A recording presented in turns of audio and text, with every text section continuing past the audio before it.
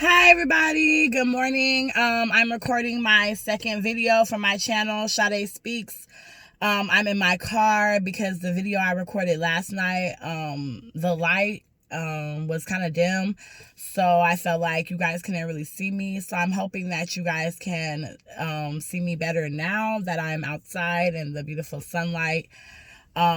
I am working on getting some lighting equipment for my videos, so the quality will be better. But for right now, you guys, please just run with me on this. Just work with me. I'm trying to do what God has put in my heart to do, has put in my purpose to do, which is speak to his people, which is all of you guys who have experienced some life traumas or are running away from your spiritual calling, or just haven't even accepted him yet as Christ, Lord and Savior. But anyhow, I hope you guys are all having a wonderful morning. I hope you all had a wonderful night. I'm getting this video in before I start my morning workout, so let's get to it. Today I'm talking about codependency, being codependent, and spirituality. I realized last night my video was kind of long, so I will try to shorten the videos up and not have them as long. So let's jump right into it. Codependency and being codependent. Basically what being codependent looks like. Basically, if you're a victim or you suffer from codependency, basically you lack a sense of self and you straddle below the veil of consciousness. So what that means is you're the type of person who, as long as everyone else is happy and as long as everyone else in your life or your immediate circle is comfortable and okay, then you're okay, which is very unhealthy. There's no way that you can go throughout life constantly being a vessel for other people and making sure other people are in full health and in full strength and in full happiness, and you're not in full happiness. So basically when you're being codependent, your lack of sense of self, so you look for validation and you seek answers from other people. So you can't stand in your own ideas, you can't stand in your own thoughts. You basically need to go to somebody and have them co-stamp how you feel. So maybe you had an idea about wanting to start a business, but because you lack that sense of self and you lack standing in your own self and knowing your own worth and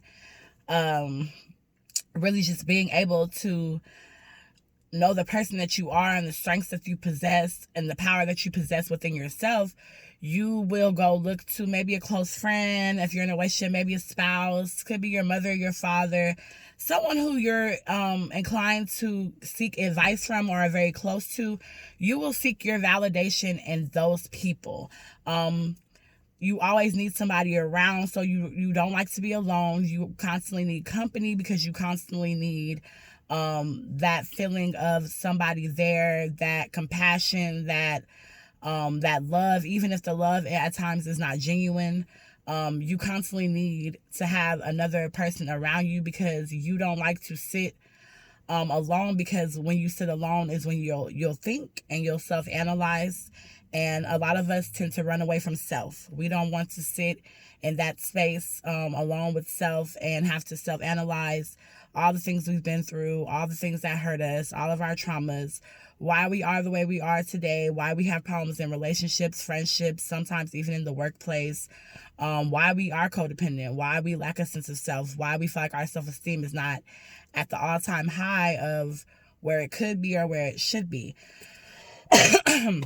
So those are just a few basic key points of being codependent. Also, when you're codependent, you tend to make excuses for other people. You tend to allow people to walk over you. Excuse me. People can treat you in a way in which you necessarily wouldn't put up with. You don't like, it makes you feel uneased. Your heart doesn't like it, your spirit doesn't like it, your energy, your intuition is telling you, we don't like this.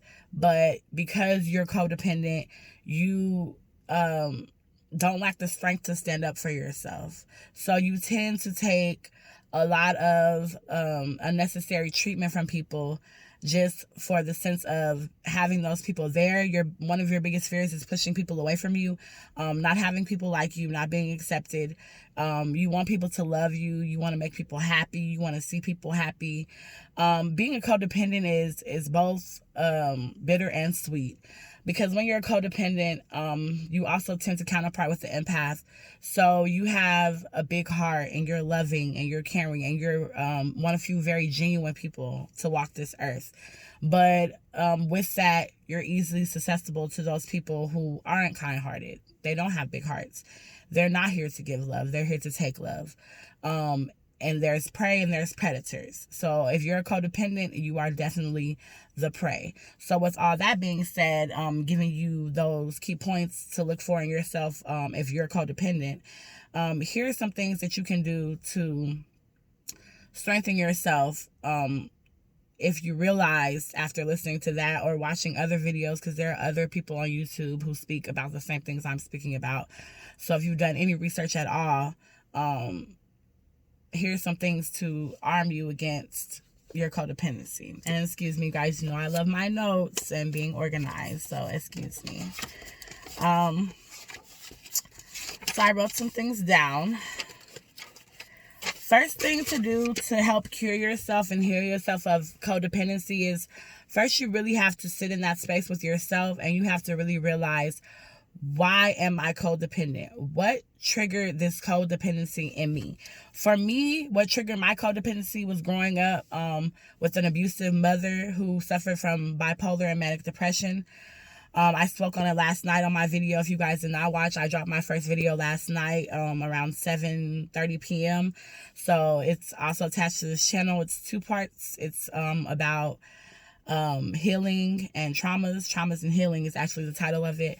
Please check that out. But moving forward, so that's the first thing. The first step is analyzing self and realizing where your codependency started. Mine, I realized, started from a child with my mother because she was very abusive. I didn't feel seen. I didn't feel loved. I wasn't taught how to positively express my emotions. Excuse me, I was often taught what goes on in this house stays in this house. So, of course, as a child, that caused many, many traumas for me. A void that was constantly left inside of me that I was constantly trying to fill by seeking validation in other people, seeking friendships in the wrong people, relationships in the wrong men, taking treatment off people less than what my worth was because I didn't even realize my own worth, and I didn't love myself enough to build those healthy boundaries, to stand on my own standards and stand on my own beliefs with those people. And even in turn, sometimes having to cut those people off because some people are just here just to use, just to take. And you have to do the work with self first to be able to recognize who those people are when they try to insert their self in your energy, in your space, and in your life. So first step I would say is sit down with self-analyze, really just totally do a self-analyzation on yourself from the inside out, and really realize what it is that caused you trauma and that caused you, if you resonate with being codependent, with those traits. Moving forward.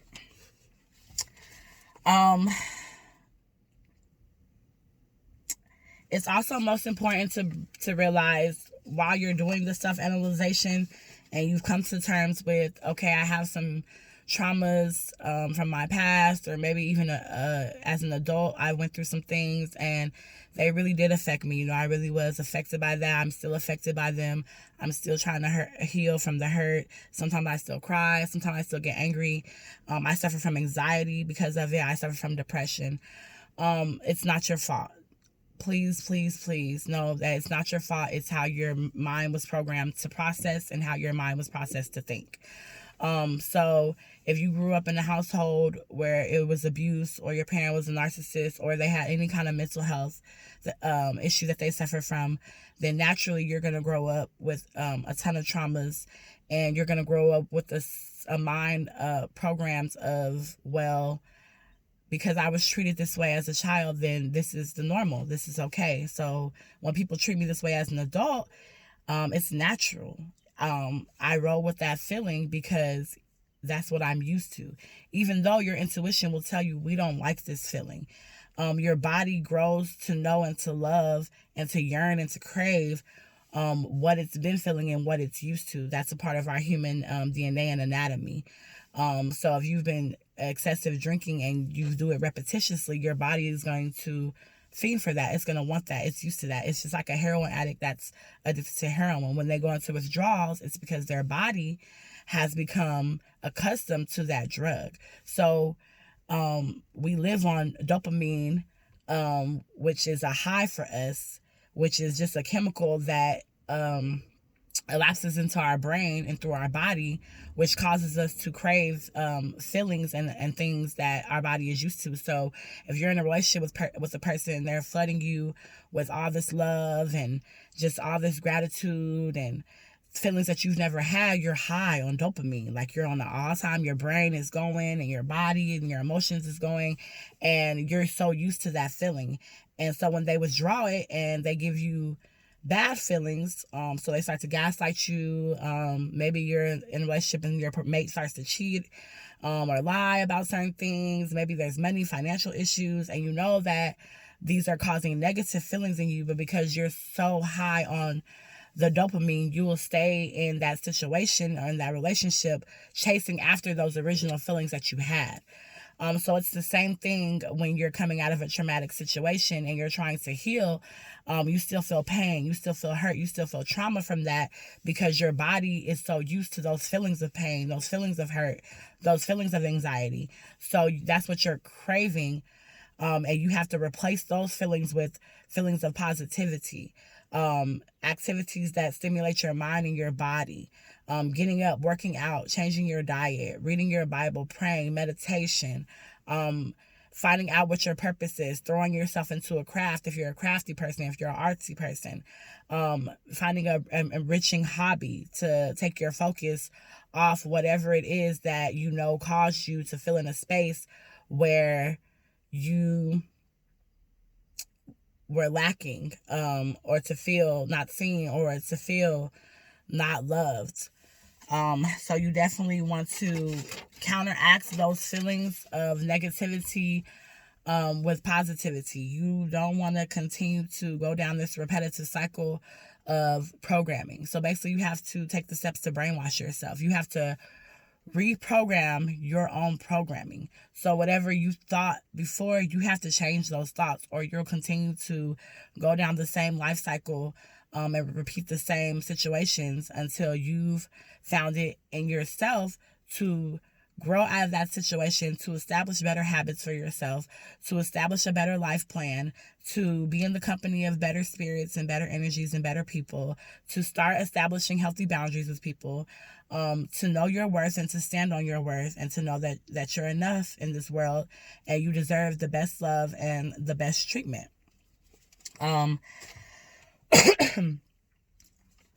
Some questions that you can ask yourself on your steps to healing from codependency.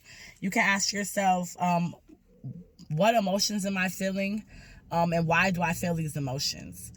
You can ask yourself, why am I afraid to feel my emotions? So if you're feeling some kind of emotions and you constantly are one of those people who find yourself not wanting to be alone, always wanting to be surrounded by other people, which is part of the codependency, because you don't want to have to sit there and feel your own emotions. Maybe you should ask yourself why it is that you're afraid to feel those emotions, why you don't want to exactly accept what it is you're feeling, or what it is that you went through that's causing you to feel that way. First, remember, sweethearts, the only way to healing is exception. You cannot heal if you don't accept the trauma that you've been in, and that you don't accept the fact that it has internalized feelings in you mentally and emotionally that are negative and that are causing you to continue to have thoughts of negativity and have emotional feelings of negativity, and to be in negative situations, and to allow people to run over you and to use you instead of standing up for yourself and loving yourself. Why do I constantly make excuses for other people when they treat me wrong or hurt me? This is a big one for codependence. We're constantly making excuses for those people in our life that we love that hurt us. We're constantly forgiving and trying to understand other people. But in the process of you doing this, who's forgiving you? Forgiveness first comes from within self. So first forgive self for not loving yourself enough. First forgive yourself for allowing yourself to be exposed to the kind of treatment that you've been exposing yourself to over the years or months or however long it's been since you came to terms with the fact that you have trauma that you need to heal from and that you're a codependent. Don't make excuses for these people. Yes, we are all human and we all make mistakes in life, but there is difference between mistakes and character flaws. Know when a person has made a mistake and they genuinely deserve forgiveness and they genuinely deserve a fresh start for you guys to move forward. And know when someone definitely has quite a few character flaws and that's just in them and they're not going to change. You have to think of it, it's either me or it's them. And it's sad to say like that, but that's basically how it is. It's me or it's them. It's my sanity or it's me forgiving them and being a fool and constantly allowing this person, whomever it is, because it could be a family member. It could be, a lot of times it's our friends. A lot of times it's your spouse. Sometimes it could be your kids. It could be coworkers. It could be your boss. It could be anybody in your everyday environment whom you've known to do certain stuff that is not accepting, and you've dealt with it because as codependents, like I said, we naturally are forgiving, we naturally have a big heart, we naturally want to see the good in people, and we will naturally make excuses for people. And 9 times out of 10, we make those excuses because when we met this person, they had a sad, woe is me story that they gave us, and we instantly start feeling sorry for that person. You have to stop feeling sorry for people and you have to start holding people accountable, because just as you have been scarred and you have traumas and you've made the decision to heal, those very people who are hurting you have been scarred and they have had traumas and they have not made the decision to heal. So they're going out into the world hurting other people instead of first self-analyzing and healing. So please, my loves, please hold people accountable. Stop making excuses for people. We are self-conscious people. Our conscious and intuition speaks to all of us. We all know what we're doing. Everybody, an adult knows right from wrong. So do not let somebody guilt trip you into staying in their life or into dealing with their misguided mistreatment because you have a big heart, you're codependent, and you want to love, and you see the best in people, and they made you feel sorry for them. Grow out of that mindset. Try to reprogram your thinking, and first remember to love yourself way more. I'm going to wrap it up, but before I wrap it up, I want to speak a little bit on spirituality because this morning God brought it to me. He wants me to speak about it. I will say I'm not what people would say a holy roller. I'm not the person that walks around every day with my Bible. No, I can't just quote you the Bible from Genesis to Revelations. I have to use my Bible if I want to read you a scripture. So I'm a person who is on a spiritual path. I don't necessarily believe in religion, but I believe in spirituality. And what that looks like for me is God is the head of all. God is within us and we are of God and we are God. Every person and spiritual being walking this earth, because we're all spiritual beings having a human experience, resonates with God in us. So that intuition in you, your higher self, that's the God in you talking to you, letting you know right from wrong, letting you know your life's purpose, why you're here, and what it is that you're intended to do with your life's purpose. Many of us, however, we are so inclined to listen to our flesh and follow the things of the world instead of the commandments of God and following our spiritual being and our spiritual walk and purpose. When we do not do this, when we do not follow our higher self and our intuition that talks to us and tells us what's right from wrong, we tend to lead ourselves in a path of destruction. So my message to all of you guys is, if you have not activated your higher self, that person in you that talks to you, which is God, then you need to do so. There are many different ways to ignite your spiritual being, to walk into your spiritual calling. Only you will know for you when it's time, and what your individual walk will be, I can't really tell you. For me, it was just a spiritual awakening, a realization of who I am, whose I am, who I belong to, and that I sit in the palm of him and he resonates in me. He's lived in me always. It was not ignoring my intuition, listening to my higher self, following my gut intuition, and really accepting and walking down my spiritual path, having no fears, having no reservations, not holding back. And that's what led me to my YouTube channel. Being in my spiritual path and my spiritual calling is telling my story, resonating with other people, speaking out so that other people will have the courage to speak their story, to be saved, to step into their spiritual calling, and to call more people to Christ to be saved. So I just wanted to say that if you haven't found God, if you do know God but you've lost your way with God, if you're going through something and you pray but you feel like God is not hearing you, know that God is always with you. He always hears you. He's always listening. Maybe he's been talking to you, but you're clouding your mind with drugs. Maybe you drink. Maybe you're in a relationship that keeps you distracted, and you can't hear him. Until we learn to step away from things of the world and the things that are holding us back, and really sit in ourselves and really start to self-analyze ourselves and do the work from the inside out, things will always be confusing. Things will always be fuzzy, and you won't really be able to walk into your spiritual calling and step and walk your path and step into what it is that God has designed for you. Because we're all, like I said, spiritual beings with a purpose, and God has designed all of our lives before us, before he even made us. He knew us and he knew everything we were going to go through. So I just wanted to give that spiel because I am very obedient to my God, to my Father, to my higher self. When it tells me to speak, I speak. My message was about codependency, but he had another message. And to tie them together, in the Bible, it does say, treat others as you would want to be treated, and love others as you would love yourself. So to tie spirituality into my codependency, how can you love others to the highest if you don't show that love unto yourself? And if you resonate with being codependent, I can guarantee you that you're not showing yourself the highest gratitude of love. Love first starts with inner self. Once you love God and you love your inner self, everything along your pathway will flow. You'll have that healthy, successful relationship. You'll have that great career that you always yearn for. Your kids will be obedient. Everything will line up for you the minute you stop running away from yourself. Learn to love yourself. Learn to heal. Learn to seek God in everything you do first. Learn to walk in your spiritual calling. Embrace your spiritual path. Embrace your spiritual being. Embrace your higher tuition. Don't be afraid to say no.